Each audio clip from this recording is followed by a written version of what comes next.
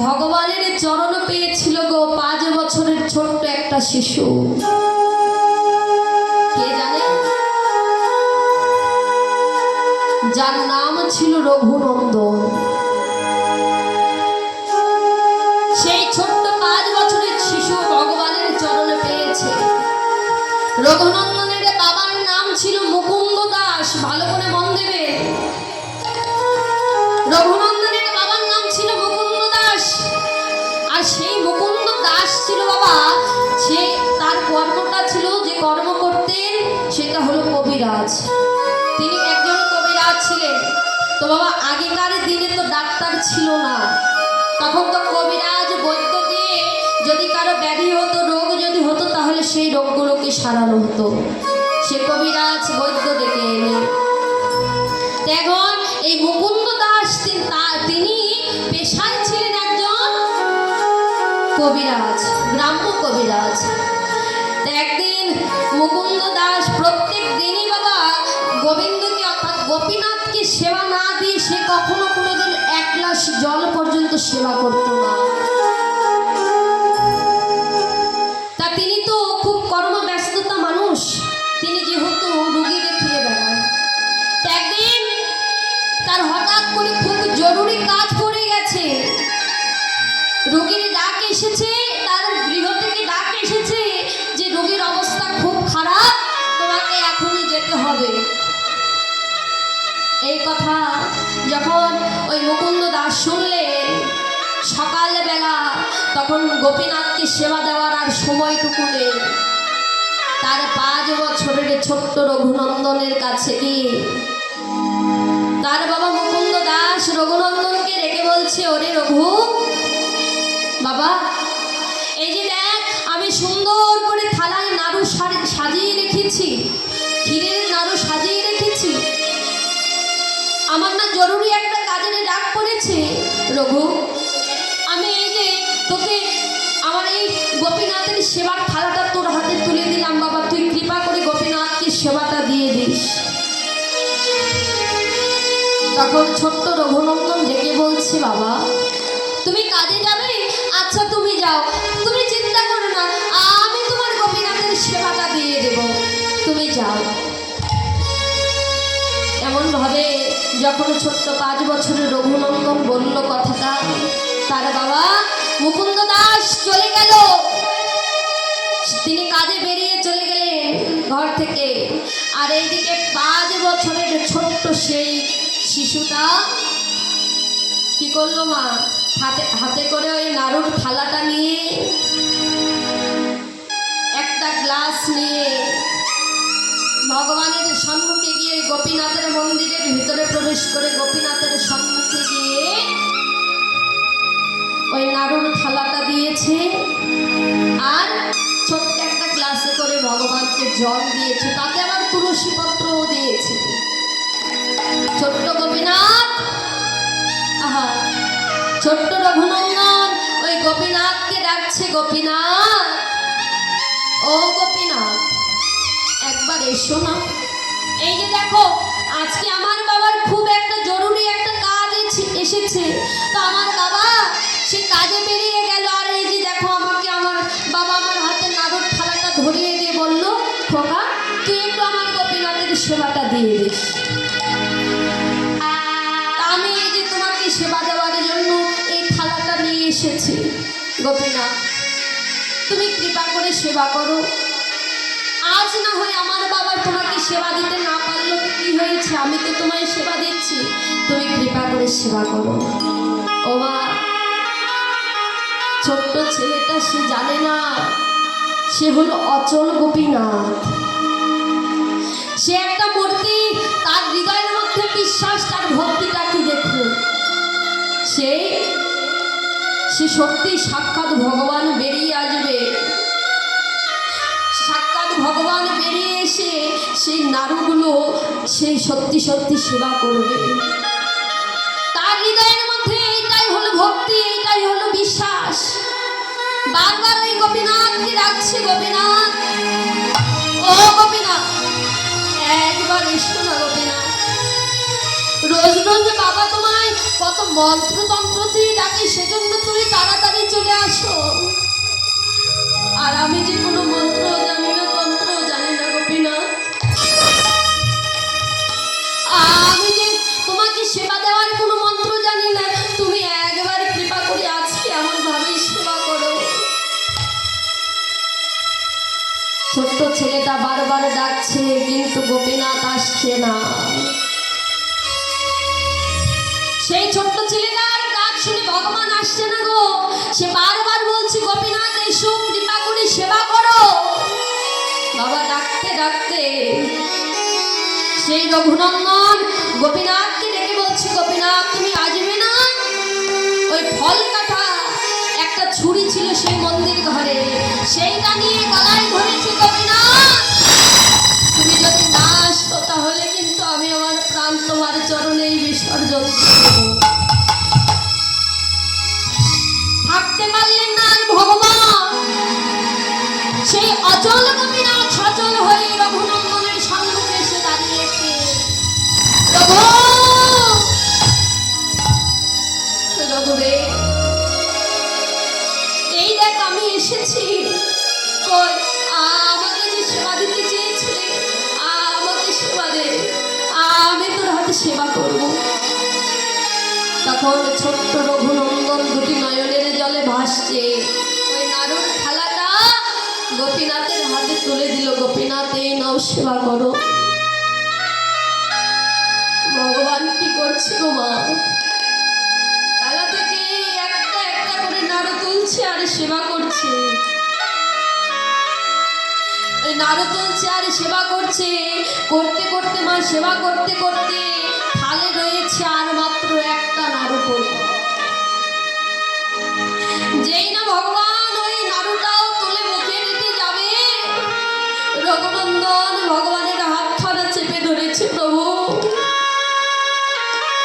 ও গোপীনাথ, তুমি একবার তোমাকে ডাকলে তুমি আসতে চাও না, আর এসেছো যখন তুমি যে সব নাড়ুগুলো সেবা করছো, আমি আমার বাবা আসলে বাবাকে কি দেবো প্রসাদ হিসেবে? আর তুমি কি জানো না, আমার আমার বাবা যে তোমাকে এক গ্লাস জল সেবা না দিয়ে পর্যন্ত সেই জল গ্রহণ করে না। আমার বাবা এলে তাকে তো প্রসাদ দিতে হবে। তুমি এই একটা নাড়ু আমার বাবার জন্য রেখে দাও। ভগবান আমার রঘুনন্দনকে হৃদয়ের মাঝে জড়িয়ে ধরে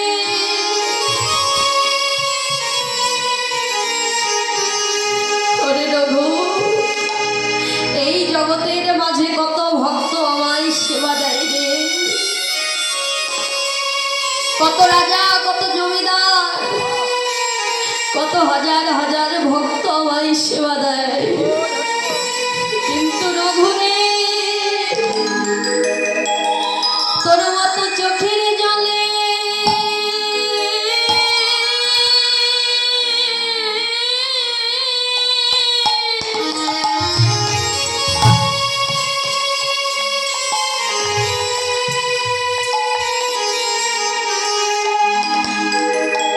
আমায় কেউ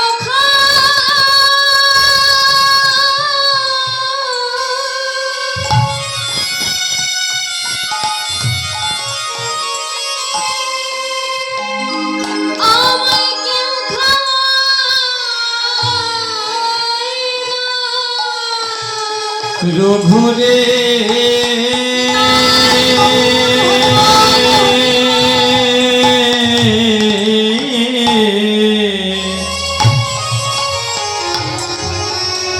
এই জগতে তোর মতো করে আমার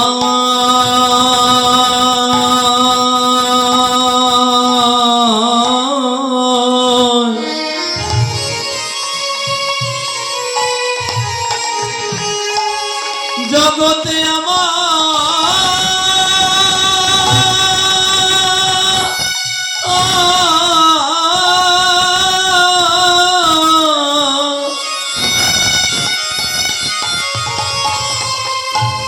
আমায় কেউ খাওয়ায় না রঘুরে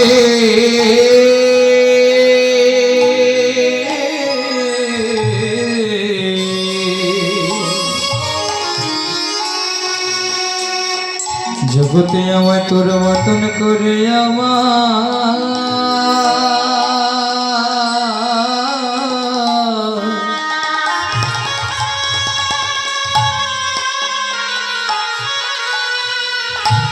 তোর মতো করে আমায়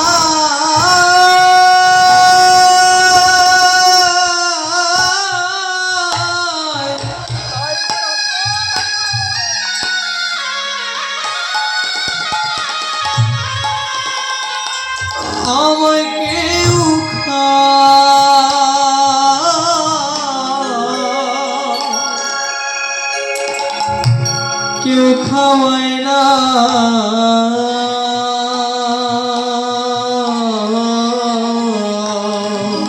এমন দুটি চোখে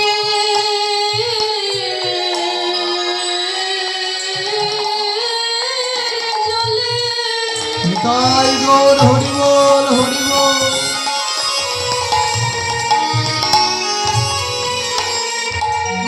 চোখের জলে ভেসে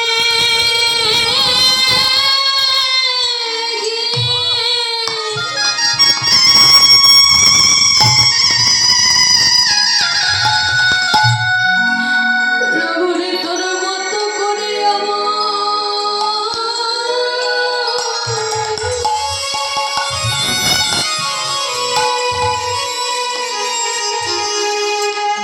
কেউ খাওয়া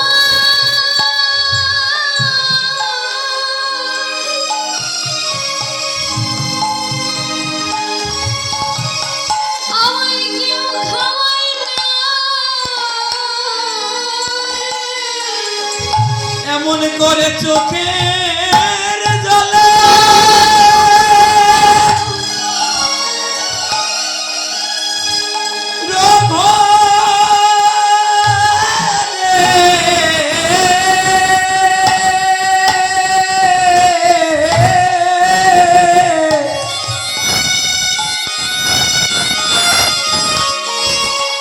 এমন করে চোখের জলে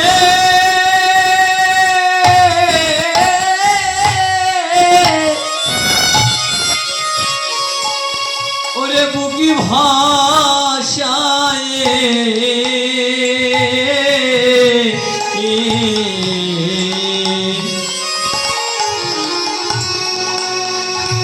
এমন করে আমায়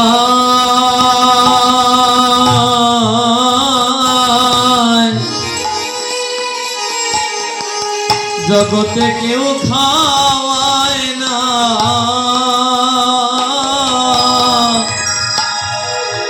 এমন দুটি নয়নে জলে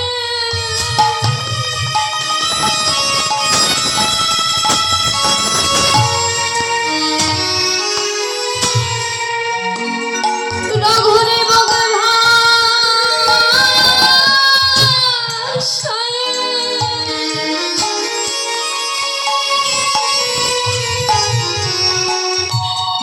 রঘুরে তোর মতো করে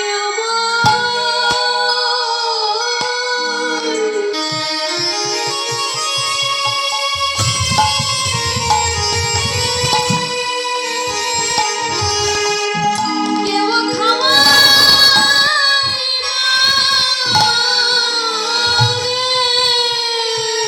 বলি এমন নয়ন জলে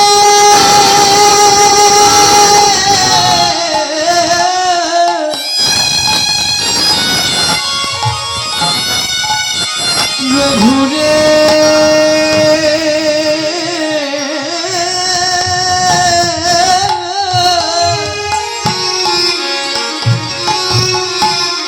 বলি এমন নয়ন জলে বুকে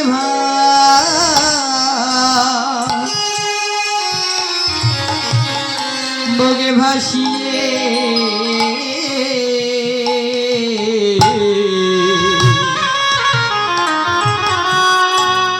বলি তোর মতো করে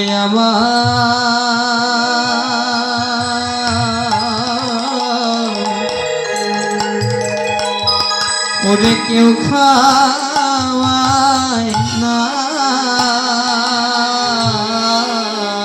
এমন করে নয়নে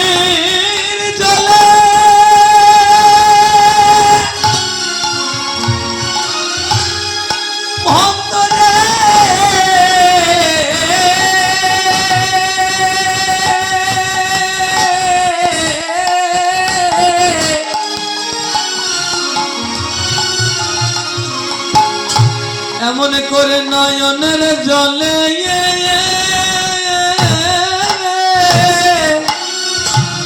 ওরে কেঁদে কেঁদে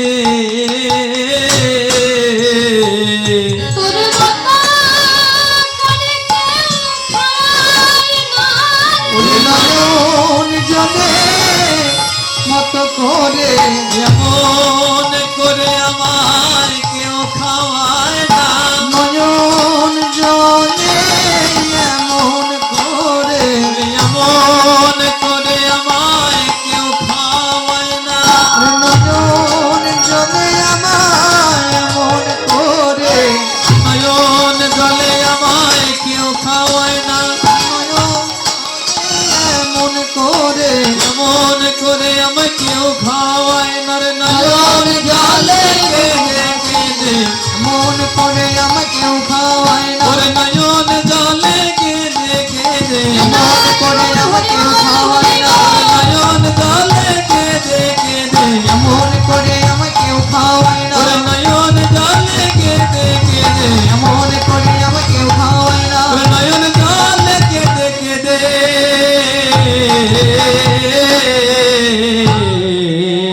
জগতে তোর মত না মন করে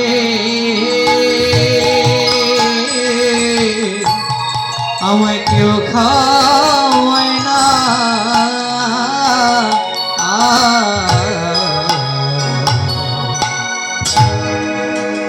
সেই ছোট্ট 5 বছরের শিশু গৌর হরিকে আমার ভগবানকে পেয়েছি বাবা। হৃদয়ে যদি ভগবানের প্রতি বিশ্বাস থাকে তাহলে অবশ্যই ভগবানের চরণে পাওয়া যায়। কিন্তু আমরা কলিহত জীব, আমাদের হৃদয়ের মধ্যে বিশ্বাসটা নাই। আমাদের ধন ঐশ্বর্য মান সম্মান এই টাকা পয়সার অভাব নাই গো কলিহত জীবের, কিন্তু কলিহত জীবেদের 2টি জিনিসের বড্ড অভাব। 2টি জিনিস কি? একটি হলো বিশ্বাস আর একটি হলো ভক্তি। এই বিশ্বাস আর ভক্তির